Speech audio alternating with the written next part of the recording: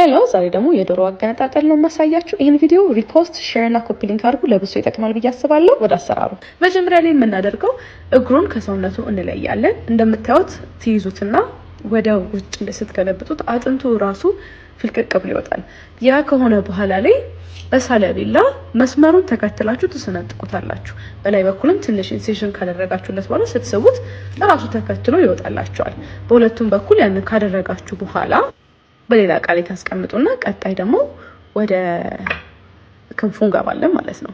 ክንፉም ደግሞ እዚህ ጋር እጥፋቱን ተጠብቁና እዛ ላይ ሰንጥቅ ታደርጉታላችሁ። እዛው እጥፋቱ ላይ ወደታች ታደርጉት ራሱ ቁርጥ ይላችኋል። መስመሩን ብቻ ማግኘት ነው እናንተ ዋናው ነገር። ከዛ በኋላ ክንፋችን ይሄንን ይመስላል። ከዛ በመቀጠል ደግሞ ብዙ ሰው የሚቸገረው መላላጫውን ነው ማሳያችሁ። መላላጫ እዚህ ትከሻው ጋር ስትነኩት እንደ አጥንቱ ገባ ያለ ነገር ታገኛላችሁ። ከዛ እሱ ቦታ ላይ ሄዱና ሰንጠቅ ታርጉታላችሁ። ጅማቱ ከዚህ ከፈረሰኛው ጋር እንዲለያዩ ነው የምትፈልጉት። ከዛ በቢላ ትንሽ ወፍታሽ ማድረግ አለባችሁ ጅማቶቹ እንዳለ እንዲለቁ። ያከለቀቀ በኋላ ሳብ ስታደርጉት ራሱን ተከትሎ ይላጣል ማለት ነው። ለዛ ነው መላላጫ የሚሉት መሰለኝ። በሁለቱም በኩል ይሄንን ካደረጋችሁ በኋላ ቀጥሎ ደግሞ ወደ ፈረሰኛው ነው የምንገባው። ፈረሰኛው በጀርባው በኩል ምልክት አለው። ስትነኩት እጅ ላይ ያስታውቃል። ሾል ያለ ነገር አለው። ቢላችሁን 45 ዲግሪ ታደርጉና በስር በኩል ስታንሸራተቱት ራሱ ተከትሎ ይሄዳል ማለት ነው። ቢላው ነው የሚመራችሁ። ከዛ በኋላ እጃችሁን በዛች ክፍተት ታስገቡና ጉሮሮንና ፈረሰኛውን ይዛችሁ ወደ ጎን ስትስቡት፣ በተቃራኒ አቅጣጫ ስትስቡት ራሱ ይገነጠላል። ፈረሰኛችን ከሌላው ቦዲ ተለየልን ማለት ነው። እሱንም ደግሞ ወደ ጎን አስቀምጥና ቀጣይ ደግሞ መቋደሻውን ነው የምናወጣው። የመቋደሻ ትርጉም ብዙም አይገባኝም። ማለት የሚጣፍጥ ነገር አይደለም። ለምን ደግሞ የምትቋደሱት? አትቋደሱት። ከዛ እሱን ካወጣችሁ በኋላ ደግሞ ቀጣይ ውስጡ ያለውን ቆሻሻውን እንዳለ የሆድ እቃውን ታወጣላችሁ።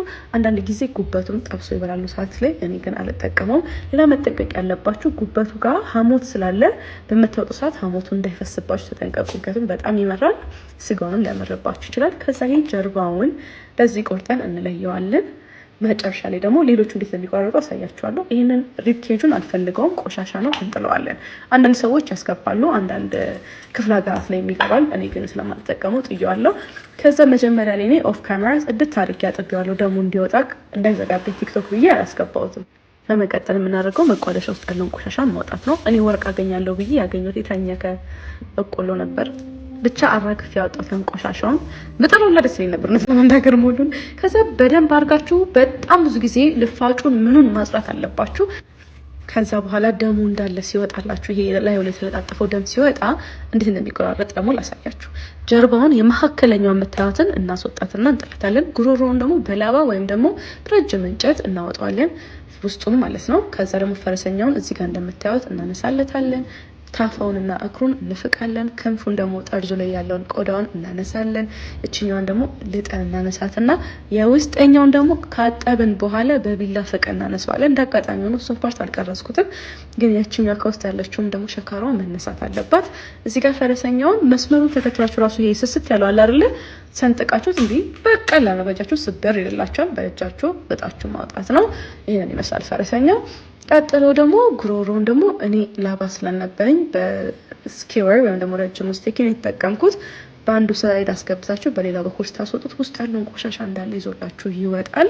በደንብ መስራት አለበት ጉሮሮ ራሱ፣ ምክንያቱም መረቅ ምን በጣም በውስጡ ስለሚይዝ ኢማጅን ሳይጸዳ ያንንም ስትበሉት ይሄው ቆሻሻው እንዳለ ጽድት እስኪል ድረስ በጣም እየደጋገማችሁ ይሄንን ፕሮሰስ ማስቀጠል አለባችሁ። ከዛ በኋላ ላይ እኔ አንገቱ ጋር ያለውን ስብ በዚህ ስቴኪንግ በሹሉ ሳይድ ብድግ አድርጌ አንስቼዋለሁ።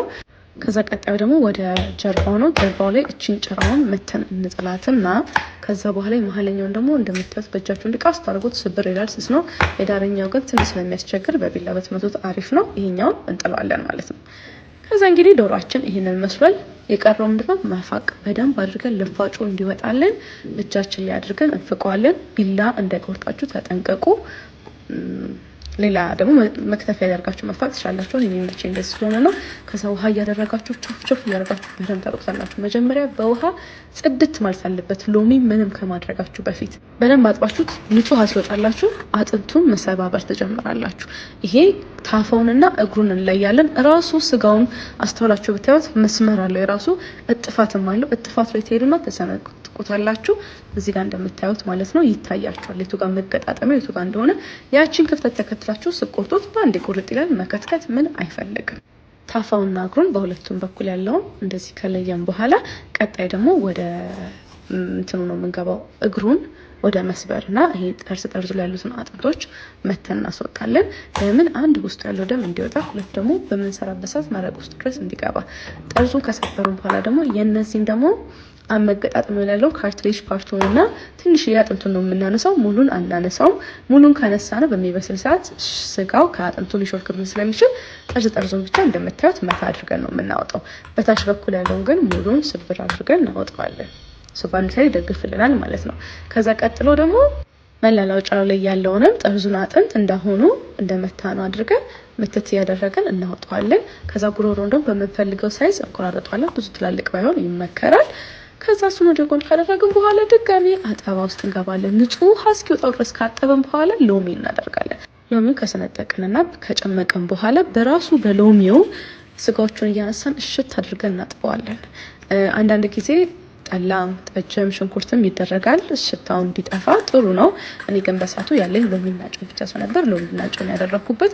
በሎሚ እየደጋገማችሁ ቾፍ ቾፍ ያደረጋችሁ ታጥቡታላችሁ። እንግዲህ ሙሉን ሳጥብ አስገባው ቪዲዮ ብዙ ሰዓት ስለሚሆን አንዳንድ ጊዜ ሳደርገው ነው ያሳያችሁ። ለእናንተ ግን በጣም ብዙ ጊዜ ማጠብ አለባችሁ። ማለት ቁጥር የለውም። በጣም ብዙ ጊዜ እንደምታዩት ቆሻሻው ይወጣል። በዘፈዘፋችሁት ቁጥር ቾፍ ቾፍ ያደረጋችሁ ባጠባችሁት ቁጥር ቆሻሻ ይወጣል።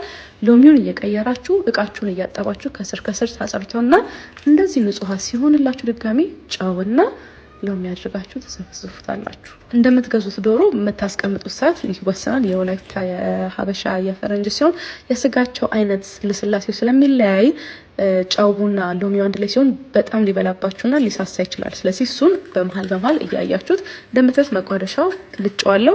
ቪዲዮ ላይ አላስገባሁትም ቅድም እንዳልኳችሁ። ዶሮ መስራት የማይችል ሰው ካለ ወይም ደግሞ እናንተ ካልቻላችሁ ይህ ቪዲዮ ሴቭ አድርጉት፣ ለምትፈልጉት ሰውም ሼር አድርጉት ባካችሁ። ለብዙ ይጠቅማል ብዬ ስለማስብ ሼር ኮፒ ሊንክ አድርጉ። ይህንን መሳል ከታጠበ በኋላ ጽድት ተብሏል። እንደምታዩት ሽታው አይደለም ዶሮ ሎሚ ራሱ ማለት የለበትም። ውሃ ነው ማለት ያለበት።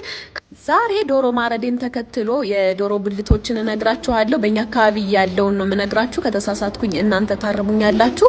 ይሄኛው እንግዲህ አጭር እግር ሲሆን ደርበብ ያለውና እንግዲህ በዛ ያለው ስጋ ያለበት ነው። ከምንድነው ከመላላጫ ቀጥሎ።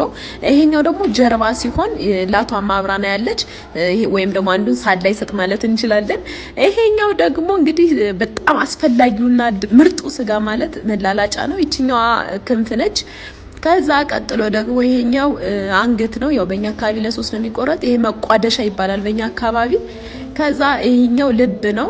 ከዛ ቀጥሎ ደግሞ ይሄ ጉበት ነው። ቀጣይ ደግሞ ይሄኛው እግር ነው ወይም ደግሞ ቅልጥ ማለት ትችላላችሁ ማለት ነው።